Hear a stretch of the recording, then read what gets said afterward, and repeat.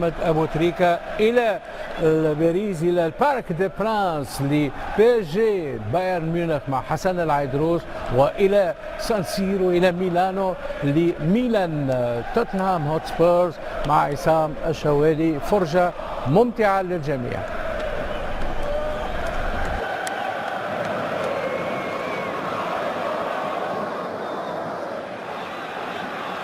شكرا هشام الخلص، الشكر كذلك لضيوفك في الاستوديو.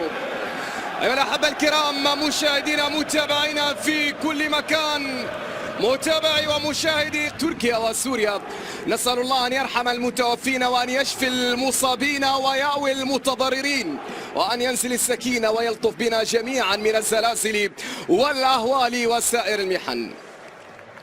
أيضا أيها الأحبة الكرام، مشاهدينا متابعينا في كل مكان، شوط أول سينطلق في هذه اللحظات هنا في هذا اللقاء الذي يجمع الفريقين في حديقة الأمراء هنا في ملعب بارك دي برانس، حيث الأحلام الكبيرة بالنسبة لفريقين كبيرين لأمنيات الوصول إلى الدور القادم بالنسبة لذهاب هذا الدور ثمن نهائي لبطولة دوري أبطال أوروبا في موسم 2022-2023.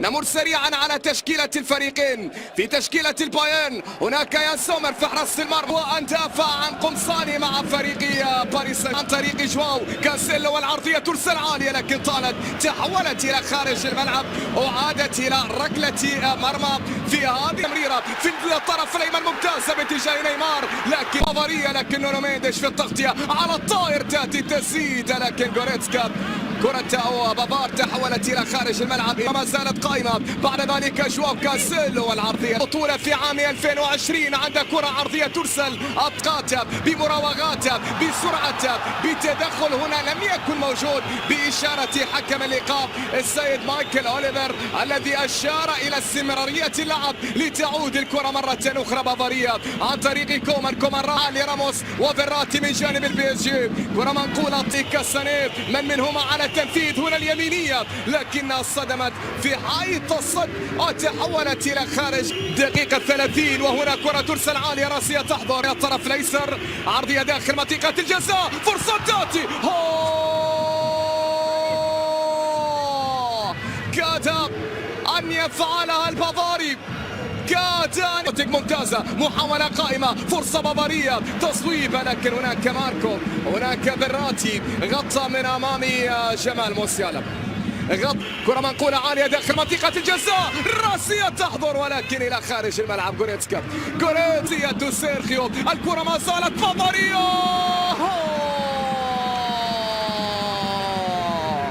دوناروما يتصلت الحرة المباشرة من نيمار، ترسل عالية راسية، سنة يتقدم في اليمين، فرصة واحدة، عرضية تأتي، كان تتخيل في آخر 4 مواسم. كرة منقولة من الطرف الأيسر، عرضية ترسل، الخطورة، التصويب، الله،